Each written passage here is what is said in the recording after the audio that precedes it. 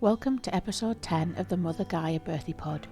In today's episode, I'm joined by Justine Leach of Resilient Birth as we dive deep into the powerful and transformative topic of trauma-informed birth. If you've ever experienced trauma, whether during childhood, a past birth, or any other part of your life, this episode is for you. Justine shares invaluable insights on how we can support women through pregnancy and birth in ways that honour their past experiences, help to heal those wounds, and reduce the risk of further trauma. What I've learned in this conversation has profoundly impacted the way I approach birth planning and support. For me, it's a game changer. We explore how understanding trauma, its effects of the body, and how it shows up in birth can empower women to reclaim their birth experience in a way that feels safe, grounded, and healing. This episode has inspired me to shift the way I guide women in their birth planning, with an emphasis on creating truly supportive environments where past trauma doesn't define the future experience of birth. If you've ever felt like your trauma was something you've had to push aside or overcome in order to give birth, you'll want to hear what Justine has to say. So let's dive in together and build more resilient, empowered births for women everywhere. Sure. So I'm Justine and I'm a childbirth educator. I work primarily with people who have trauma in their background. So that might be from birth trauma, or it may be just you have a history of trauma from your childhood or earlier in your life. And for many people, this comes up during pregnancy. They feel anxious and scared about giving birth. And that's when they come and do some work with me around preparing for their birth. I also have a podcast on, it's on trauma in the perinatal period. And I do that with my co-host, Sarah Adelman, and it's called Resilient Birth. Awesome. So let's start with trauma-informed birth. For people who have, say, suffered like childhood traumas and things like that. So we're not necessarily going straight into birth trauma. What does that kind of look like? What sort of clients are you getting? Who are you helping? Yeah, sure. So it's kind of a bit of a niche area, right? And not very many people know about me. So what tends to happen is that I'll get a referral through word of mouth, and it tends to be someone who just has a lot of anxiety about their upcoming birth, and they have shared maybe with their doula or their midwife that they have a history of trauma and they're worried about how it may impact them, or that's kind of flagged something for that supporting professional. And so they'll come to me, and what we do is we really explore, how do you want to feel during your birth? I think that when we think about birth, we often think about what kind of birth we want to have. So maybe that's, I really want a water birth, or I really don't want a water birth. I want to have a cesarean. I can't even imagine giving birth vaginally. Yeah. Right. So we think about what kind of birth we might want, and then we try and plan for that birth. And there's a huge spectrum, particularly with people who have trauma in their history, where they might feel most safe. And one of the most important things about being trauma-informed is actually not being too, from my point of view as myself, not being too attached to any particular kind of birth as being the best, because I don't know, for this individual, right, they know their body best and they know what is going to feel safest to them. And that's really important to me. Yeah. But anyway, so people come and they might have a particular way in which they think that they would like to give birth. But my focus is less on how do you want to give birth, and more about how do you want to feel. So how do you want to feel in control? Do you want to feel safe? Do you want to feel well supported by your partner? Do you want to feel like the decisions that you're making about your care are your decisions? What is going to help you when you come out of this birth experience? What is going to help you feel like, yeah, like maybe that was a tough experience, maybe it didn't go how I wanted, but man, I handled it really well. And I stayed in the moment, I stayed present. So we work on, what helps you stay present, what helps you stay in connection with this moment in time, in where you are in space, so that trauma doesn't kind of come into the space as much. We work on, okay, well, if your history does come into this space, if it does come up during your birth, then what do you need from the people around you to help support you through that experience? How can they reground you in this moment in time? And what resources from within yourself can you draw upon to reconnect to, this is the birth of my baby and this is where I want to be right now? So for me, I think it's just really that reframing around what birth preparation looks like. It's not about, of course, I do, we talk about, if it's a full childbirth ed class that I'm working with someone on, like we talk about cervixes and we talk about dilation and the signs of labor and all that kind of stuff. But really the key difference, I think, is focusing on how does this individual want to feel in their birth, and how can we help them feel that way no matter how the birth looks. So whether it is that water birth that they are so hoping will be the beautiful experience that it could be, or whether it is that planned cesarean that they're hoping will help them feel in control, or whether it is something that looks completely different. Yeah. Then, I mean, for me, the things that you're sort of like, things that you're saying and what have you, that some of the stuff that's kind of come up just off the top of my head, when you're looking at past traumas, particularly ones that didn't necessarily involve a birth, you're looking at things like the first thing that came in my head was actually rape. So people who have been violated, who have then, like you said, they'll have been completely out of control. It wasn't something that they were letting happen to them. There's obviously all that whole thing of, well, where does most of the physical amount of rape happen is going to be the same place where a baby's going to be born. So that whole thing of looking into that, of going, well, and again, this is just my own jump, would be, well, I had all this happen to me when I was younger, this, that, and the other, I felt very violated, blah, blah, blah, blah, blah. And this is why I want a C-section, because I don't want someone to give me vaginal examinations. I don't want people down there looking at me. I don't want this. And it's being able to then talk through that and go, well, actually, you could still have a vaginal birth without having the vaginal examinations. You don't need to have somebody wear you like a glove puppet. And being able to give someone that opportunity to look at what there is available to them. And then, like you said, what feels right and what feels safe for them, however that looks. Yeah, exactly. And helping them to communicate that with their team so that their team has a real understanding of what their needs are. So for myself, I'm a survivor of rape. I experienced birth trauma with my first when the people who were supporting me were not trauma informed. And coming out of that experience, it really motivated me to shift careers. I would, at the time of that first pregnancy, I was doing my PhD. I finished that up, and then I switched into childbirth education, wanting to work specifically with people who had experienced trauma. And one of the things that is so important when we're thinking about people who have, say, a history of rape or childhood sexual abuse, or anything in which they felt so out of control, is how do we make sure that the locus of control stays with the birth giver. And a lot of that is through communication. People don't actually need to share necessarily that they have a trauma history with their team if they don't want to, but we can still say things like, to feel safe, I need to be in control of how and when people touch my body. Right? So that can be communicated with the team.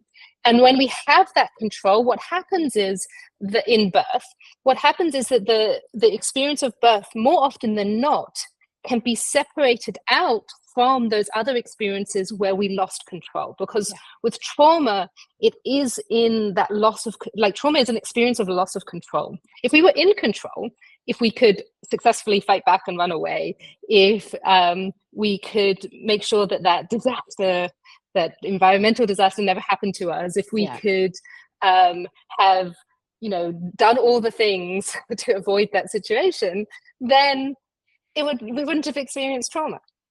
So trauma is about control, or the loss of control. And when we feel more in control in birth, then we're actually untangling or making sure that the two don't come into contact as closely as each other, so that you can get a vaginal exam if you want one or if you need one, but it feels like it's your choice, and it feels like this is the right thing for me. And it may still be hard, it may still be something that you don't enjoy, but you know why you're doing it, and you know there is a good choice for you in this moment. So it's not even, I think, I mean, I really don't like vaginal exams for myself personally. I had several with my first birth. They were very difficult. That's where a lot of my trauma lies. With my second, I stayed out of the hospital for a very long time, came in pushing in the car, so there really wasn't time for it. And with my third, I avoided them entirely. So I had a home birth with my third, and I just said, I don't want any.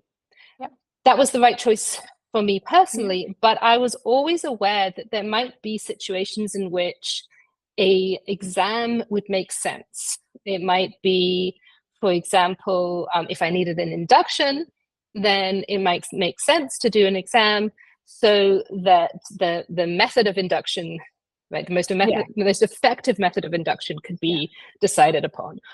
Or if I had been pushing, for example, for a very long time and it seemed like nothing was really happening. Right? Like that might be another time again when you might want to just see, okay, like, is there something going on with the cervix here? Should we have a check? So I was always aware that there would be potentially times in which an exam might become necessary, or I might decide that I wanted one.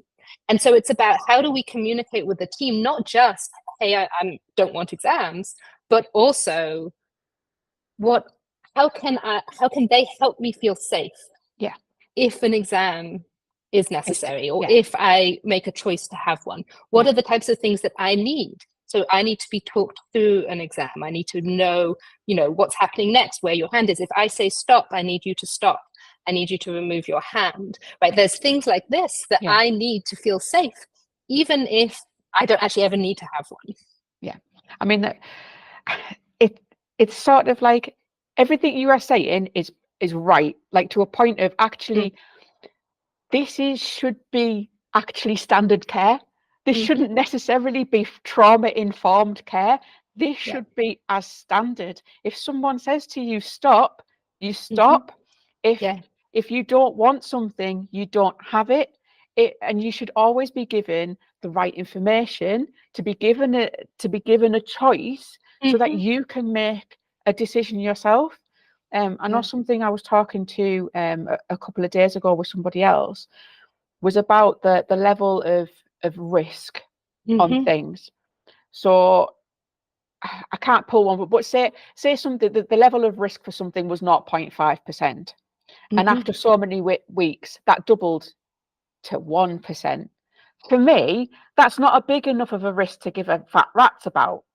But for somebody else, that 0.5% risk is big enough to change their entire birth plan. And that's why it should always be given as, this is what might happen, this is what might not happen, this is the information about it. If you want to go ahead, this is how we'll do it. If you want to, how do you want to be supported in that? Do you want to do it? It should always be about giving the information and, like you said, then the support to be able to do that. And I feel like that should just be standard. It should be. I mean, trauma-informed care is really interesting because actually we think about, okay, I need to be trauma-informed for this particular person. They've disclosed a trauma history to me. Whereas, we all carry stories into our birthing and family building journeys. And many people will not disclose a prior trauma to their midwife. And yet you still need to be trauma informed whether this person has disclosed or not. So from the midwife's point of view or an obstetrician's point of view, you never know. And so therefore being trauma informed is more about using universal precautions. It's just like you'd wear gloves when you're giving medical care or doing surgery, right? You're not going to not do it. Oh no, but I think my hands are clean enough. Right? No, like you're going to use gloves no matter what, right? That's for their safety and for your safety. In the same way, trauma-informed care is the same thing. It's Yeah. something that we should be doing with everyone. Unfortunately, that's it not doesn't work how like that. it's kind of, it's not exactly how it's working right now. I hope it will change. And, you know, that's really tricky actually for people giving birth, because you don't necessarily know that your prior experiences, those stories that you carry, are gonna come up, right? So like sometimes people, you know, people who come and see me, like they've got like a bit of a kind of inkling of it, right? Like, or they've been referred to me. Maybe they're feeling very anxious about their story coming up, but there are many, many people for whom it's kind of a surprise, and they didn't expect to feel triggered in birth, or they didn't expect to feel triggered in pregnancy. They didn't expect to have that story activated. And that's really difficult, because the onus shouldn't be on them to know ahead of time that this is going to be hard. It really should be upon, you know, the midwife to be acting in a trauma-informed way. And hopefully through things like this podcast, Katy, that you're creating, then that awareness can be raised, so that then someone who does have a history of childhood sexual abuse or maltreatment, or who experienced sexual violence, or whatever the story may be, medical trauma as well. IVF can be very traumatic. Losses are very traumatic. I mean, listing all the things that, you know, prior birth trauma. And it, you know, these things do come up, but people don't necessarily know until it happens. That this is something that actually they can get support around, and that they can not just get support around from someone like me or from a therapist, but they can also seek that support from their team, whether they choose to disclose or not. Absolutely. I mean, and sort of following on from that as well, to be able to be trauma informed and to work in that way, even if someone hasn't had a past trauma and that there's nothing that would actually come up for them or anything like that, you're still then working in a way that would prevent a trauma from happening. So I'm going to take a complete random thing. So you went into hospital, and I tell you what, I'll take my first birth.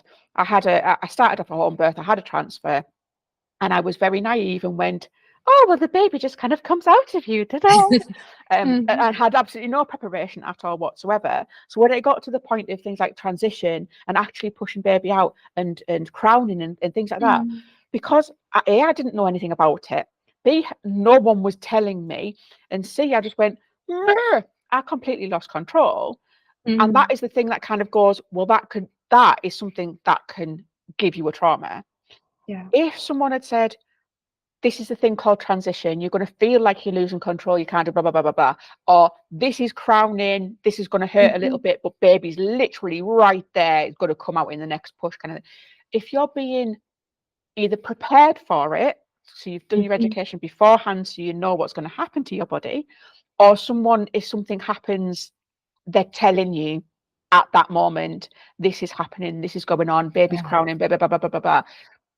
It comes down to the information and being told, and it's complete difference between having a trauma and having a birth. Well, I mean, thank you so much for sharing a bit of your story, and you know, it's just such a powerful example actually of how the difference in what the support is. Like that difference between someone being there and holding the space and getting close to you and saying like, hey, I know this is hard, I know you feel like you're losing control, this is what, you know, people often feel in transition, it's the shortest bit of labor, you're really, really close, right? Like if they had just been with you and given you, as you said, some information in that experience, about that experience, then that could have prevented birth trauma. Because birth trauma isn't always about a medical event that, you know, was very, very scary and dangerous for mum and baby. It's not always about that. It can be, but it's not always about that. And very often people will say, actually, it was about how I was treated. I felt so alone. Yeah. I felt so unsupported. I felt frightened and nobody saw me. Yeah. I felt confused and out of control and nobody told me what was happening. Yeah. You can My be in baby and a I. room full of people and be Mhm. completely alone. Yeah. Yeah. And when there is that medical trauma, when there is that, emergency cesarean, and it is very frightening, somebody coming close to you, speaking calmly, telling you what's going on, telling you, what you still have control over. Yeah. Sharing, even if there is no control, there's no time for it, telling you what is happening and why. Yeah.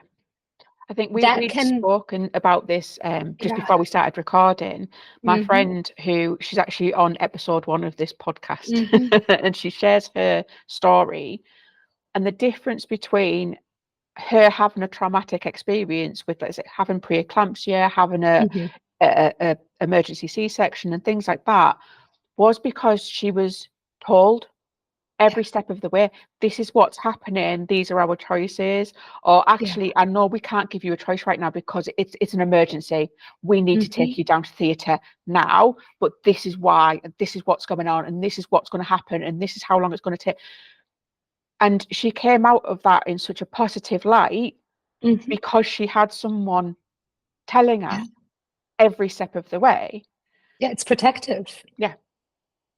And I think, it's like, I hope that midwives, I hope, people who are preparing for babies listen to your podcast, but I also hope that midwives and, nurses and obstetricians and others who are supporting people, throughout this time, that they also hear this conversation, because they can do so much to mitigate trauma, even when they have no control over the fact that this scary thing is happening. Yeah, absolutely. There's always a way about doing something that can provide support or remove the support. Mm-hmm. Yeah. And people may still walk away with trauma from that experience, but it'll be less than if they felt alone. It'll be less than if they felt confused about what was going on, or less than if they felt forced into what was happening. Yeah. I mean, you're always going to have that situation, especially if something does go very wrong or something really horrible happens. And I have spoken to other people who have had stillbirths, who have suffered loss and things like that. I'm not going out sprinkling fairy dust on this sort of stuff. It is a horrible thing to go through, and I'd be very worried about someone who didn't grieve a loss or have some sort of trauma around it. But there is that way of having that support, of having people telling you, well, these are your choices, this is what we can do, this is what we can provide, there's other resources you can find. The support is the key, I think, here. And it makes an enormous difference. And this is one of the things that when people are working with me that we work upon, because of course, it would be amazing if the support was just automatically given to people. But unfortunately, that isn't how it's always happens. And it's kind of luck of the draw. Do you find someone who's really good at that and you happen to birth, with them? Or, are there people who are supporting you in your labor and birth and postpartum, to who are maybe not so good at that holding of space, or communication isn't their strong point. And one of the things that we can actually do through, say, a birth plan is focus again less upon what people want for their birth and more upon how they want to feel and how the people in the space can help them feel that way.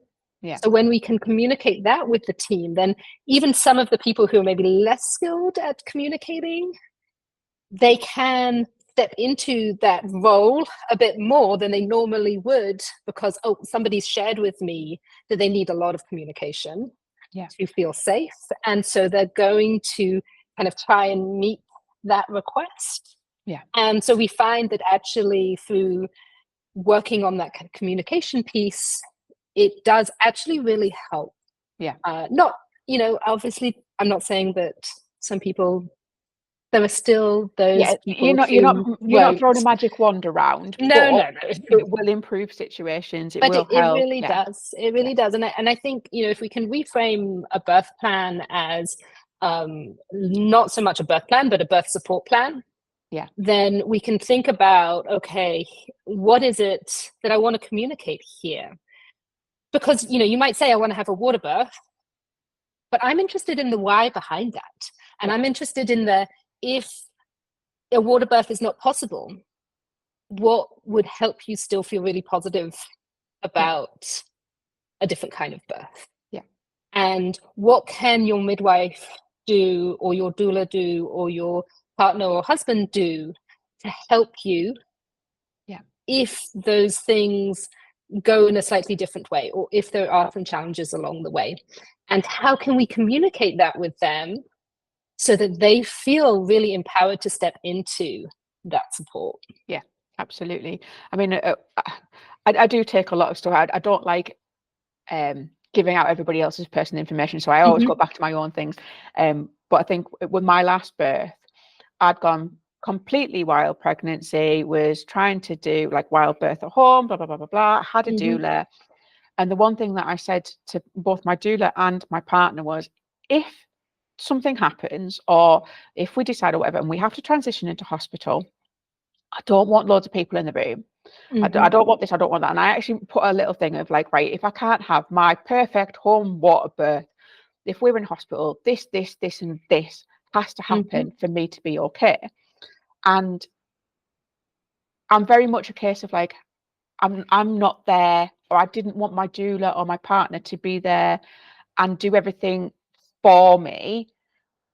But if there was any point that I couldn't, if you're in the middle of a contraction, you can't go through a big list of stuff if you're trying to take a deep breath. You need someone to advocate for you, but it's still your decision. It's still come from you. It's still come from your place. And we went into hospital. It was literally for the last half an hour of the birth, to be honest. But we went in, and I got hold of my doula by the hand and went, sort this. Because there was about 7 people in this room. They were all flapping because they weren't expecting me, because I hadn't had any NHS interventions and blah, blah, blah, blah, blah, blah, blah. And I just looked her in the eye and went, sort it, and sort it now. And within literally minutes, everyone was out of the room, apart from my partner, my doula, and one midwife. That midwife then came and sat next to me and went, right, this, I want to do this. Am I allowed? Can we do this for you? Blah, blah, blah, blah, blah. Will you let me do this? And she just sat with me for about 5 or 10 minutes, because she had to tick her tick boxes on her forms. But I think if I hadn't have put that in place to start off with and gone, this is what needs to happen for me, for my birth, there would have been 7 or 8 people flapping about, doing all bits and pieces, setting things up, doing stuff to me, blah, blah, blah, blah, blah. So again, we're going back to that. Who's in control? How then do we communicate that, and whose job is it to communicate that when you can't do it yourself? And it's absolutely, I do love that thing about a birth support plan rather than just a birth plan. I've not heard it termed like that before, and I think it's amazing. Because that's really what it is. And even like, if you think about a traditional birth plan, like even something that somebody's downloaded off the internet, it's a bunch of tick boxes that they make. If we can reframe our thinking about it, so if you're a midwife listening here and you can reframe your thinking about, what does this look like? Okay, why have they ticked these boxes? What are behind the decisions that this person has made, and what are they communicating through this?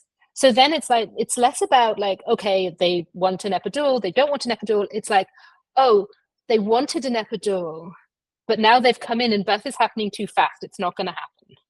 Right. This baby is coming. It's coming now. What does that mean for this person?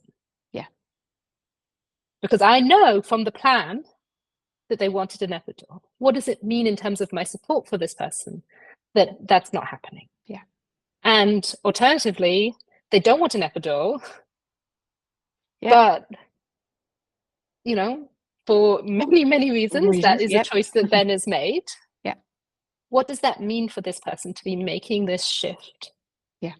And how does that impact the support that I give them, knowing that that wasn't on the plan to begin with.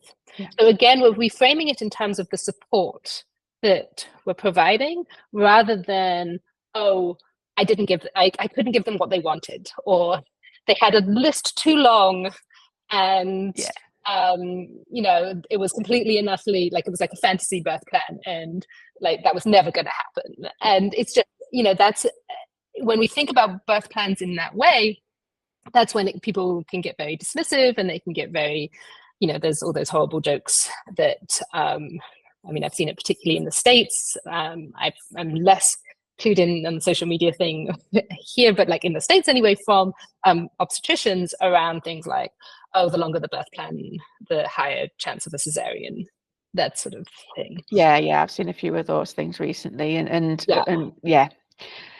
I've had to block a few things because they just boil my blood, and I go, do you know what? I can't fight against you from across the pond. So yeah, and if we can reframe, okay, like what I'm reading, okay, here you get a really long birth plan. It's got a lot of asks on it. It's a lot of I don't want this, I don't want that. I'm going to do this, and this is how it's going to go. Right? You get that birth plan, and you feel inside of your body like, oh my gosh, this person is so controlling, and you can't control birth. It's completely unreasonable, right? So the midwife, or if you're in the States, often it's a labor and delivery nurse, whoever it is who's reading that plan, obstetrician, and they feel like, oh, this is so controlling. I'm feeling, they're never going to get all of these wants. I'd really like people to take a moment to think about that feeling that they've got, because it is such a good clue about what this person is asking for. Yeah. It's a very, very controlling birth plan. They're asking for control. So your next question is, you think that to yourself, okay, they're asking for control. My next question is, how can I help this person feel in control? Yeah. Whether they get what they want on their plan or not. Yeah. How can I keep the focus on control and on their experience of themselves as the autonomous person who is giving birth in this moment in time? It's a brilliant thing, actually, to feel that inside of your body. What an amazing piece of information that you can use to the benefit of this birth giver. Because it's that thing, you look at a birth plan, and if you are getting that vibe of this is really controlling, it's never ever going to be about, it must be track 3 on this CD at this point in time. Exactly. It's that is just how that person is showing their anxieties and their fears and their loss of control by being super controlling. And like you said, being able to step back and go, right, well, why? Yeah. What is it that you need from me? How is it we can support you? Like, I know I'm just echoing everything you said, but it's just so perfect. So I think we'll round up a little bit. If you had, I'm going to make it really difficult, one piece of advice to give to any pregnant person going into a birth, whether that's their first birth, third birth, 9th birth, what would you say to them? So my main piece of advice is usually to think less about how you want to give birth, what it is that you want to do, and more about how you want to feel. So if you can just take a moment to journal your answer to that question, how do I want to feel in my birth? And then follow up that question with, what do I need to feel this way, whether my birth goes to plan or not? What's the support I need? What do I need from myself? What do I need to put into place in this pregnancy? And then from that, you can take action. Yeah. Brilliant. Thank you so much. Some of the pods that I've been doing, honestly, I've met some amazing people, and you are like top of my list of amazing people. Oh, thank you. So if anybody wants to find you, where can they find you? How do they get in contact with you? Sure. So I have, as I said, I have a podcast. It's the Resilient Birth Podcast. You can also, so you can check out, my conversations about these sorts of things. You can also email me at info@resilientbirth.com. And I have, Resilient Birth is so on Instagram and Facebook. And then I am just starting up in the UK because I moved from the US to the UK a little while ago because I was there for my first 2 children, and then my third I had here in the UK. So I just started up Trauma Informed Birth as well here in the UK. So you can find me on Instagram, Trauma Informed Birth. Brilliant. Excellent. Thank you so much. And that brings us to the end of episode 10. A massive thank you to Justine Leach of Resilient Birth, not just for her incredible wisdom and practical advice on trauma-informed birth, but for her openness and sharing her own journey. Justine, your vulnerability and dedication to supporting women are truly inspiring, and I know this conversation will resonate deeply with so many listeners. If you found today's episode helpful, I'd love for you to connect with me on social media, where I share more insights, resources and updates on upcoming episodes. And if you'd like to support the podcast and help keep these conversations going, head over to my Buy Me a Coffee page. Your support makes a world of difference in keeping the show running and bringing these important topics to the forefront. All my links can be found in the show notes. Next week, we're shaking things up a bit. I'll be joined by Katy, a sex coach who is going to share her unique perspective on intimacy, sexuality, and how it relates to pregnancy and birth. And trust me, it's not what you think. This conversation is one you will not want to miss. Thank you again for tuning into the Mother Gaia Birthy Pod, and until next time, take care.